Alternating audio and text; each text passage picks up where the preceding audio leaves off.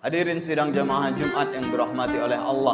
Maka kalau kita tinjau-tinjau dari definisi ini, maka tidak semua kita yang ada di sini bisa bersyukur kepada Allah Subhanahu wa taala. Karena kalau yang namanya bersyukur ini, kalau istilah bahasa sekarang mesti all out, mesti secara penuh.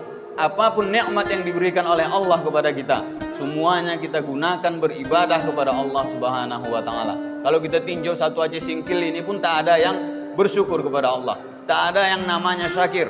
Ada seorang gubernur, dia tidak bisa dikatakan presiden karena dia tidak bisa menguasai seluruh negara ini. Manajemennya tidak sampai kepada seluruh negara yang ada di Indonesia ini.